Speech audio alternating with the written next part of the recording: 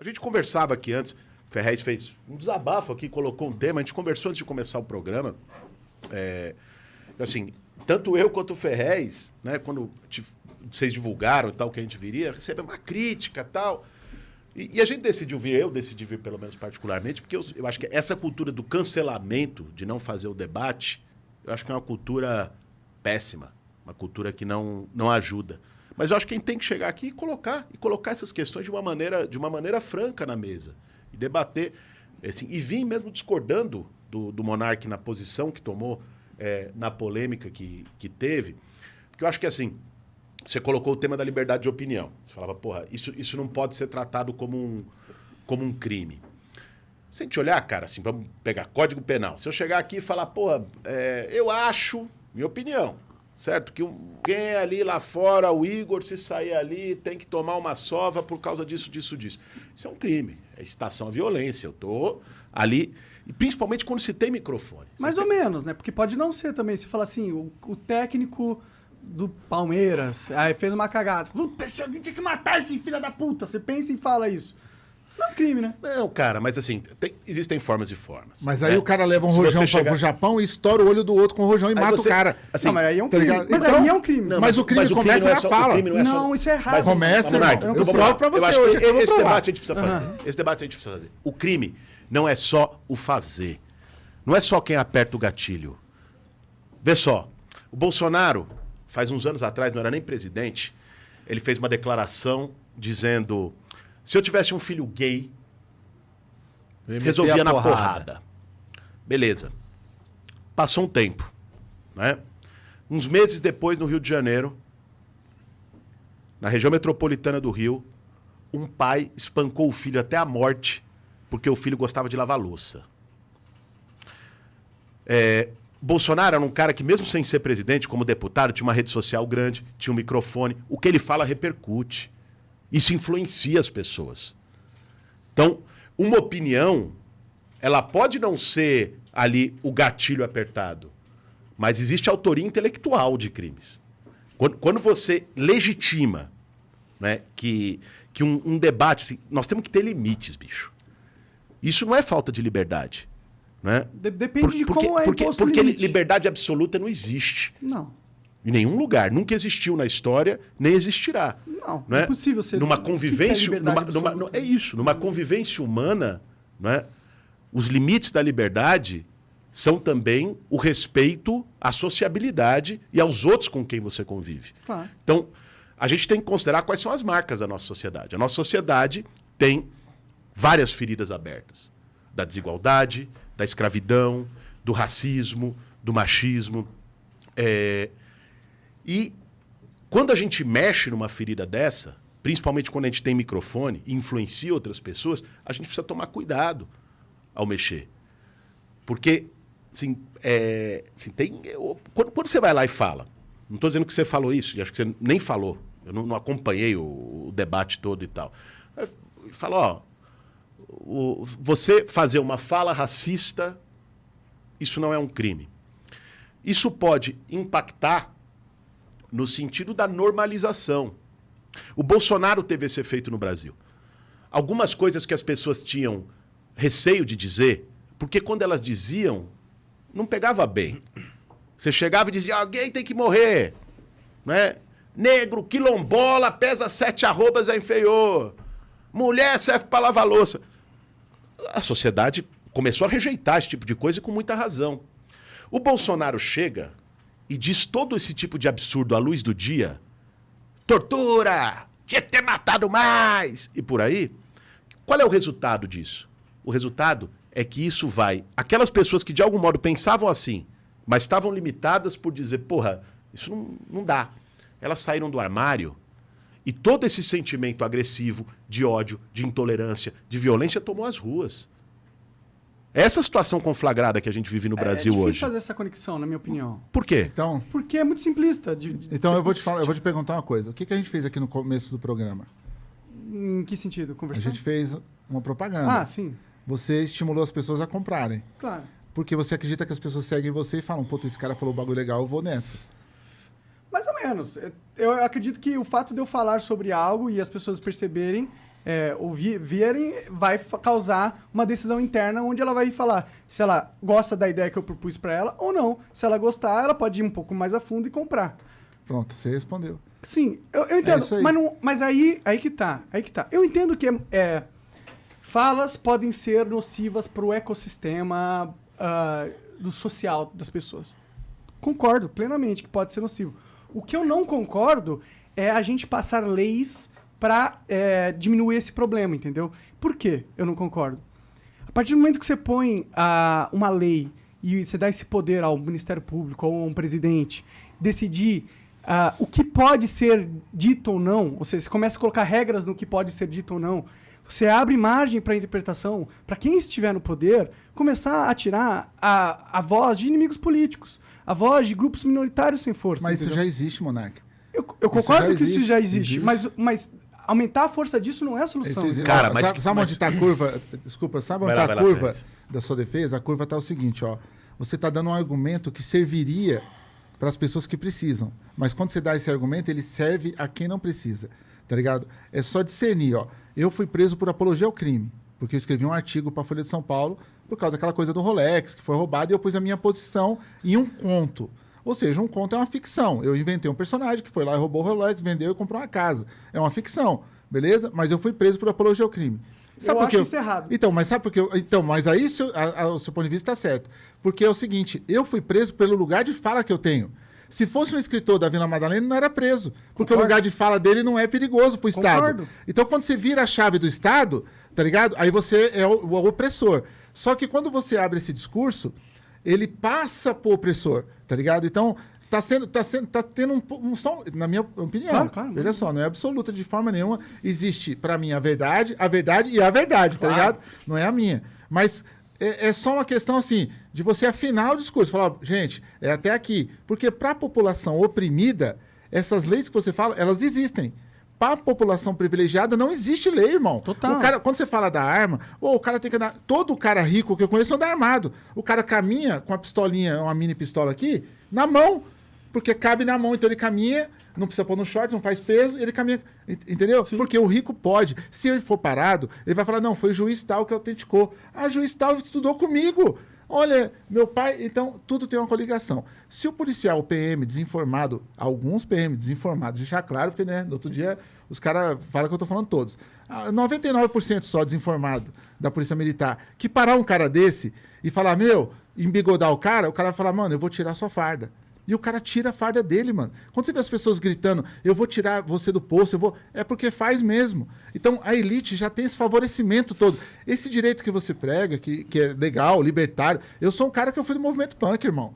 Tá ligado? Sou narcopunk também. Então, eu me considero faça você mesmo por isso. Não ser apegado a ninguém. Agora, isso já existe, irmão. Não, e Isso se chama ser rico. Aí você pode fazer o que você quiser, mano. E eu O que concordo você pra quiser nesse caralho país. com você, nesse sentido. A gente vive num país onde a lei só funciona pra quem é pobre. Se você é rico, você pode atropelar alguém bêbado e foda-se, entendeu? Porque você paga um juiz foda, um advogado foda e você tá livre. Esse fato eu nunca vou discutir. Eu só acho que, em vez da gente foder quem tem o privilégio hoje, a gente tinha que estender o privilégio pra todo mundo. Tirar essas leis. Eu acho um absurdo você ser preso por escrever um conto e dar a sua opinião. Entendeu? Sim. Isso é um absurdo. Essa sociedade que tem esse tipo de lei é uma sociedade que está errada. É uma sociedade que tem que se fazer uma auto-reavaliação e tentar mudar. Então, mas a Mas divisão... é só, Monark. Sim, cara, assim, ninguém está defendendo aqui criminalização absoluta. Né? Isso é uma sociedade autoritária, ditatorial. Qualquer coisa que você fizer pode entrar num artigo tal que vai te ferrar. Agora, existem pontos que são pontos sensíveis na sociedade. Claro. Cara. O racismo é um deles. Sim. Você ter uma lei que criminalize o racismo, e racismo não é só você chegar, no exemplo que o Ferrez deu, e dizer, eu não vou te contratar não porque você é negro. Racismo não é só uma ação, por exemplo, de uma força de segurança que trata diferente uma mulher negra lá no fundão de Parelheiros, que teve o pescoço pisado no ano passado, não é? De um homem ou de uma mulher branca nos Jardins que recebe o sim senhor, sim senhora, está precisando de alguma coisa. Racismo também se dá pela palavra. Claro. Né? Racismo também se dá pela ofensa. Então, você estabelecer um mecanismo que fala, Aqui tem uma fronteira. Aqui não. Cara, pra gente superar as feridas que a gente tem, a gente precisa de reparação. Pega a polêmica que deu o negócio da estátua do Borba Gato, por exemplo. Vê só, o Brasil tem uma tradição, a gente falou disso agora há pouco, uma tradição que é de fazer transição por cima. Uma transição por cima mantém a ferida aberta. O Freud falava o seguinte, quando você tem um trauma, você tem duas opções. Ou você elabora esse trauma e você resolve, ou você recalca esse trauma. Isso da vida, na nossa vida psíquica. Ou você recalca esse trauma. Beleza, você vai seguir. Só que esse trauma que você reprimiu, que você recalcou, ele vai voltar. Ele vai voltar como um sintoma, ele vai continuar te atormentando. Na vida das sociedades também é assim. Se a gente recalca e não resolve uma ferida histórica, ela volta. Com a escravidão no Brasil, é isso. Ela foi recalcada, ela não foi elaborada. E o que é elaborar? Elaborar é você fazer uma memória histórica, é você fazer reparação. Né? Uma lei antirracista é uma lei de reparação. Eu sou total a favor de uma lei antirracista, por exemplo, no caso de você ter um crime, por exemplo, alguém bateu em alguém na rua. E aí, esse crime foi motivado por ele ser racista. Ele bateu em alguém por causa que ele considerava essa pessoa inferior. Eu acho que tem aí o crime de bater em alguém, que tem uma pena. Se esse crime for... se aconteceu por causa de um motivo desse, eu acho que pode agravar a pena. Entendeu? Eu acho isso legal. Eu acho que é uma forma da gente colocar leis antirracistas, na minha opinião, entendeu? O que eu tenho medo é da gente começar a criminalizar a fala. Não porque eu não acho que seja nocivo, que existam falas nocivas. Eu concordo, existem muitas falas nocivas. Mas é que eu acredito no mundo... É que a alternativa é pior. É que a alternativa é pior. Mas, cara, se você chegar e dizer negro é inferior, negro tem que morrer, você acha que você deve falar isso de boa? Isso não é um crime? Isso não é problema nenhum? Olha, eu acho que as pessoas vão me bater aqui, entendeu? Mas eu acredito que você tem o direito de ser um ignorante, um retardado mental, um imbecil, uma pessoa má. E eu prefiro que você fale que você é... Do que você pensar e agir. E agir. E aí você é o cara escondido que sai à noite pra fazer merda. Mas cara, assim, ó, mas o que você existe. fala tem impacto sobre a ação, cara. mas isso eu sei que você tem fala, impacto, impacta a ação da sociedade. Eu concordo que impacta. Eu só tenho medo da solução. Ó, Monarca, eu vou te dar um exemplo real. Ó, Eita, vou eu dessa vez. posto de gasolina, certo? Numa periferia de São Paulo. Posto de gasolina. As pessoas param no posto, tem uma loja de conveniência, aí o cara senta lá, me dá uma bebida aí. Né? Porque loja de conveniência vende bebida para quem para o carro para abastecer. Já é muito louco, né? Porque... muito Mas tudo louco. bem. Faz de conta que é normal, Nunca né? tinha pensado nisso, tem um verdade. pit stop no posto, tá ligado? É pit stop. Você para, abastece e bebe ao mesmo tempo, né? Mas tudo bem. Aí você para, você bebe. Aí na outra semana você para, tem 3 policiais lá, 3 policiais ruins, vamos deixar assim, que estão lá bebendo. Isso é uma história real, tá? E aí os caras estão falando que matar os outros é prazeroso. Por que matar os outros é prazeroso? Porque dá uma adrenalina, mano. Quando você vai matar o cara é um pilantra, o cara é um vagabundo, o cara é um pedófilo, o cara merece morrer, mano. Então, ele começou com pilantra, passou por vagabundo e aí virou pedófilo em 3 segundos. Que nem o caso seu. Você era um cara que falou sobre o racismo, depois você virou racista. Não, depois... eu falei sobre liberdade de expressão. Liberdade de expressão, é verdade. Depois virou sobre racismo e depois todos os podcasts já eram racistas. E por aí vai. Mas aí o que acontece é isso. Vamos lá.